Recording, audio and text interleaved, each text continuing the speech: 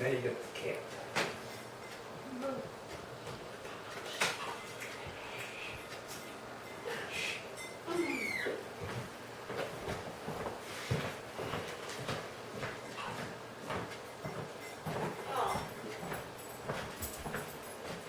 Good evening.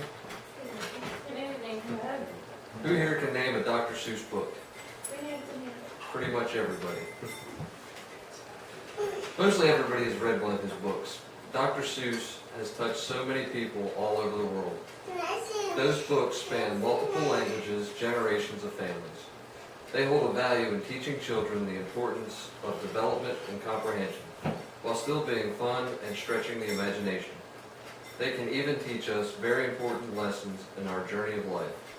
We all know Cindy Lou Who taught us the spirit of Christmas is inside us all, while Horton showed us that a person is a person no matter how small. Dr. Seuss once said, "Children want the same things we want, to laugh, to be challenged, and to be enriched and delighted." He knew the key to getting children to learn was that you must capture their imagination and keep them interested in the story. Dr. Seuss was born Theodore Geisel on this day in 1904 in Springfield, Massachusetts. Seuss is the maiden name of his mother, Henrietta Seuss.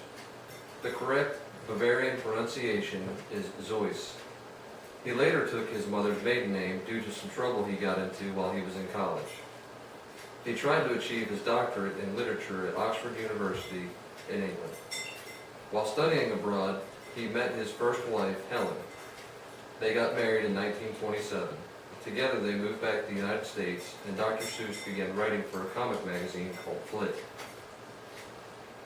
This was the beginning of his ingenious writings and what put him on the map.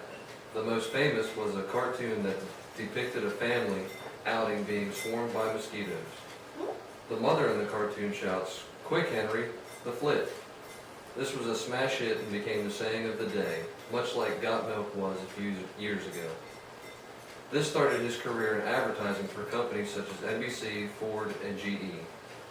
Though he and Helen never had any children, Dr. Seuss had many pretend children that he would include on his Christmas cards to friends and family.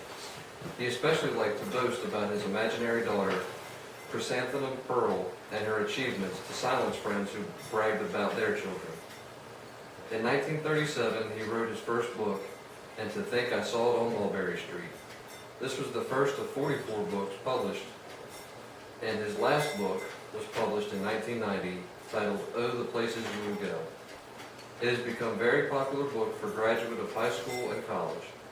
I believe it's a child's book. I believe because it's a child's book, it reflects on where you have been, but focuses on the future and what is to come. This makes for a book that not only holds on to the past, but comforts you in knowing that the future holds many new adventures. Dr. Seuss leaves his 2 Academy Awards, 2 Emmys, a Peabody Award, and a Pulitzer Prize behind.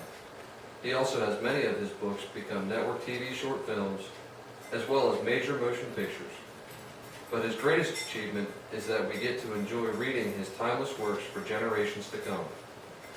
Read Across America is a program that is inspired by Dr. Seuss and his mission to help children read. On the evening of his birthday, March 2nd, you are invited to read a book with a child. Dr. Seuss would love the idea of everyone reading Across America on his birthday, but he would want it not to be just on his birthday, but every day. Dr. Seuss understood children and knew by adding elements of silly rhymes and odd situations, he could capture their attention and curiosity. With Dr. Seuss books, learning to read becomes a side effect. Children will begin learning to read because it is fun, not because it is something that's required. This is because he knew in order to teach the kids, you must entertain them at the same time.